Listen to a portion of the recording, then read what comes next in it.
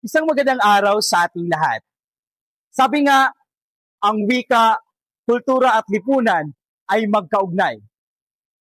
Kaya ngayon ay ating susuriin ang paniniwala, tradisyon, kultura ng isang relihiyon. Ang relihiyon ng Iglesia Katolika Filipina Nacionalista o tinatawag natin sa Ingles na Philippine National Catholic Church. Isang sekta ng Aglipayano mula sa Iglesia Filipina Independiente na binuo ni Bishop Gregorio Aglipay. Narito tayo ngayon sa simbahan na kung saan makikita natin ang mga struktura, mga santo na nandito ngayon sa loob. Makikita din natin ang pinaniniwalaan, mga ritual at iba pa. Kaya mga kaibigan, samahan ninyo kami.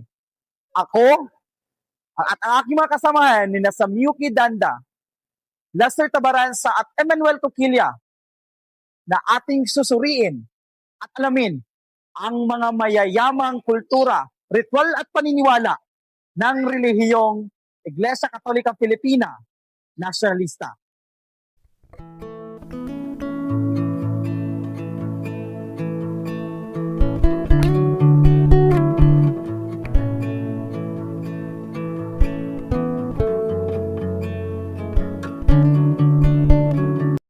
Hapon, ako si Mother Superior Nora Necesito, edad 53, biyuda na akong bana, mato Supreme Bishop dati si Bishop Wilfredo Ramos Necesito, mato Supreme Bishop aning simbahan. Unsa ba siya pag-elekte? Pila ka vote ang kinahanglan or unsa ba ang pamaagi para maka-elekta og bagong obispo maximo?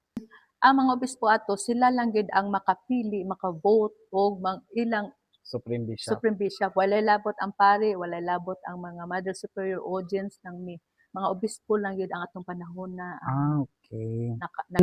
Ginastugtan ba sa simbahan sa Iglesia Katolika Filipina Nacionalista nga manguna ang mga babae sa ginatawag ito ritual? Sa bylaws, nakabutang the Supreme Bishop, din mga pare. Ang kami nga mga Mother Superior, mag-assist lang sa pare sa kalihukan di sa simbahan, magtan-aw sa mga buluhaton, mag-maintain di sa so wala sa amo gikuan ang magkuan sa misa. Assist lang mi. Nabay ka ng simbolo nga nasa tong sulod sa atong simbahan nga lahi or wala sa uban nga simbahan? Ang una kani mga rebulto, mga santos, pero si Mother Lily pa kaning mga santos bura lang po na sila atong gi-idolize sa ilang mga maayong buhat. Maging magbuhat ag maayo, wata kabalo no sa future nga mga anak ta ang ilang mga buhat. Mo ning wala sa uban. Tapos natay flag, brag sa kano, natay flag pero diri gitanggal. Unya ang ako na kuan diri ang ma-miss din ako diri kana bang sa mga halad. O wala na sa uban. Diri man gud sa pagtulon amo ni sekreto nga mga buluhaton na kung naay mga problema, kami nga mga problema basta ni mga katalagman, makabalo na mi og makahimo mi kung papaano masugpo, masanta tungod aning sekreto, mapungan ani mo ni among ginakuan mga halad wala ni sa uban. Okay, dirita sa ginatawag nga Sagrado sa Mutya, nga mga tinawag nato mga Mutya Prinsesa. Mangutana lang ko asa man na siya naggikan nga tinhuan? Sa unang panahon na, nga naa naman na. Kanang, di ba, kakuan mo ana nga. Or gihatag ba nini siya nga tinhuan ni Mama Lily? Gihatag ni Mama Lily so, nga. si Mama Lily ang nag-una gid anito sa tuwa. Basta nagkakahuyan. Oo. Na nagiya na kita mo tong salida nga anang gabi manglakat sila. O manglakat nang may kinabuhi ng kahoy.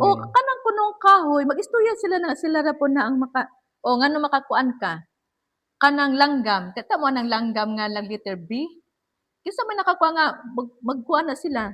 Oo. Naabo na sila. Pigeons ba na kanang Naana juicy sila, naghawid ana. So sukad pa ni sukad pa ni Mama Lily diha na nabutngan og panghuna-huna ta nga adunay mga Dios sa hangin, Hangin. Dios Kasi sa sa kahanginan mas hangin. oo. Kanang sa dagat, mo na si haring way bakod-bakod. Kanang mo So iklaro natin ang sa dagat kay si Haring way way bakod-bakod. bakod-bakod, Ang tag-iya sa bato, ang nag-iya ni tanang klase sa mga bato mo na si haring ligid-ligid bagungon. ligid-ligid bagungon Oo. sa bato. Oo. Kay kani ato si Mother Lily kay nung mo atong istorya sa Mount Pinat kuan bato katong ang tubig ba nga gikan sa laing nasod ni abot diri nga wala lang damha ni boto. Hmm, Ang ato pa si Mama Lily kay mutana maminaw lamang ko kay bata pa man ko ato sa Obispo Fred. Maghatod og kwarta.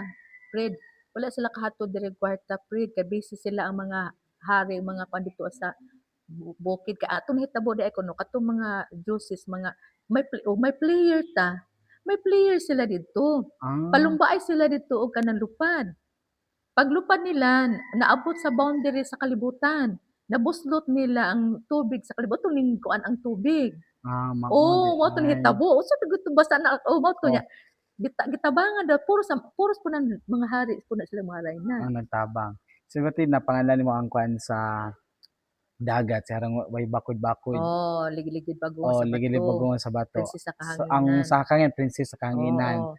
Ang sayuta, daghan. Daghana ang klase sa Oo. yuta.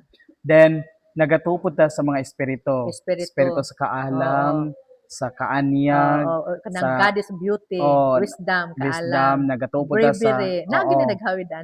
tanan mga aspeto Oh, te espiritu na sila. nagatuo ta Kanang ana. Pwede ba mapaila-ila nimo sa amua kung kinsa gyud kini si Mother Superior or Supreme Superior Mother Aurelia Lily Pacheco as ato ang founder mm, sa ato ang simbahan ug unsa gid ang pinakadakong rason nganong natukod niya ni.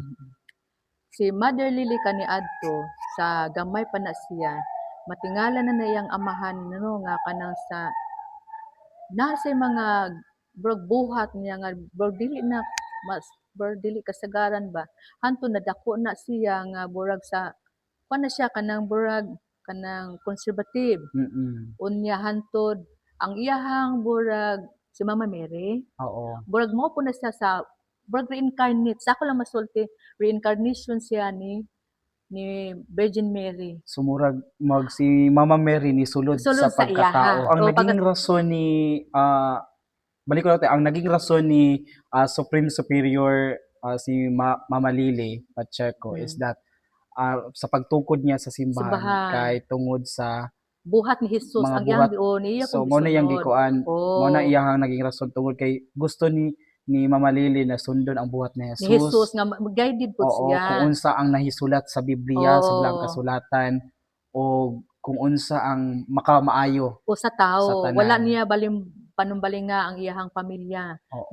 More sa katawhan siya. Pwede ba nang ma-story balik para madunggan sa atong Ah, pag-document nga ay inani ka kanang mysterious, ang inani kuan. ka inani di ang nahitabo nga ang uban mo guna mo tuod dili. Dili. Pero ako ginti mo tuod jud ko kay aduna gi Ah, kang kuan. ay. Dito na nakita nga diri sa kalibutan dili ni ang tinuod realidad nga kita.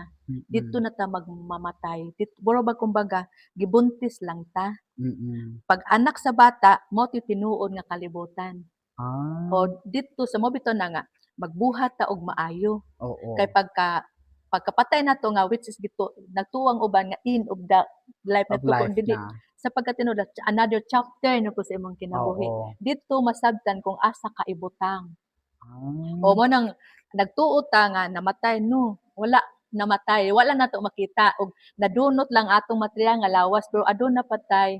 espiritu. O kita nga lawas tulo, adunay material mo ni madunot. Oo. Pero napatay espiritu. Adu Mm. pa natay kalag soul. O Ah, mo ni atong sa pagtulon-an ni Madelida ang espiritu matinga ka pag naigi pakatao dito mo pasok ang si espiritu. mm. Ang sikalag mo na ang paghusgahan pa Sa iyang mga ay buhat. mo buhat og asar Oo. siya ibutang. Sa akong nakita, sa ako nahanga gipadamgo ko, masabtan nako nga kana siya kumbaga matubag nila mamatay. Kaya nakita na nako na siya sa laing lugar nga dito na nagpuyo. O niya ginabantay na nako ni siya kani pag masakit ni siya. Yung tag namatay pero dili tuan na nag-anam na, nag-una na sa So, didto. nag-una na iyahang Oo. spirito dito. Oh, nya kana ding masakit ta. Kanang masakit ta. Once nga wala na tay makapahatag pa nato og kanang inspirasyon, kadasig nga manong magpakabuhi pa ka. Mm-mm. Totally na ang atong espiritu, atong kalag wala na, lata na to. Pero kung napay kawili, napay mo bitong nipasok ang halad ug naa ka mo maghangyo mo nga Oo. petisyon ng dagdagi pa extension pang kinabuhi Young kay life. amo pang gikinahanglan. Karon tagaan to siya, i-abil to niya ang how many years, 2 years, 3 years ba? Depende sa inyong pagpangga. Oo. Kaya gipangutana ko sa mga espiritu. Halimbawa, nasakit, mahangyo ang tutungodan, maghalad ta day para ma-extensionan pa. Na-learn ko, unsay kapuslanan ninyo, unsay iyong tumong tinguha nga inyong padagdagan Mm-mm. para lang ba mag-antos ang masakiton o para lang ba kamo nga mga tagtungod mo gasto mahason mahago magpulaw mo na kinahanglan di ay kung mag-wish ka nga i-grant ipakabuhion pa siya dapat love gid nimo siya. Natin dito, every part dito sa simbahan ay may mga drawing o may mga guhit. And it represent po, nangyari po ito kung ano po ang napanaginipan ni Supreme Superior Mama Lily Pacheco. So eto, yan yung mga, kung makita nyo, yung mga naging dyan sa taas. Oo.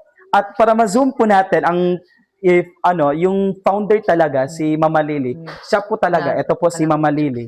Siya po talaga ang naging pundasyon at naging haligi ng simbahang Iglesia Katolika Filipina Nacionalista. So, maraming mga paniniwala, maraming mga tradisyon, maraming lahat na makikita sa isang relihiyon. Hindi kami naging bias dito sapagkat pinili namin ang relihiyon ng PNCC. Ngunit sa katunayan, pinili namin ito sapagkat isa ito sa mga relihiyon na hiyas at mayaman sa mga paniniwala na nagkatotoo, no? Naniniwala sa mga iba't ibang mga na kung saan nabubuhay ang mga Diyos sa tubig, sa dagat, sa himpapawid, sa hangin at lahat-lahat. Na siyang tunay naman talaga bilang isang miyembro din ng PNCC, mapatutunayan ko na totoo ang mga itinuran kanina ni Mother Superior Aurelia Lily Pacheco. Ngayon naman ay ipapakilala ko muli ang aking mga kasamahan sa dokumentasyong ito. Walang iba si Binibining Miyuki Danda. Ito si Binibining Miyuki Danda, si Ginoong Lester Von Tabaranza, at ang aming kumuha ngayon ng video, kung maaring i-flip mo para makita ka.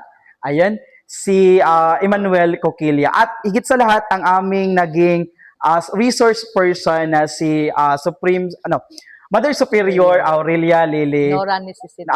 Nora Necesito, ang Supreme Superior ng PNCC. And ayun lamang, no, maraming salamat sa inyong pakikinig at sa inyong pagtabay nitong aming dokumentasyon na ito pantungkol sa relihiyon ng PNCC. Tunay nga na ang paniniwala ay kabuhol ng kultura, ang wika ay kabuhol ng lipunan.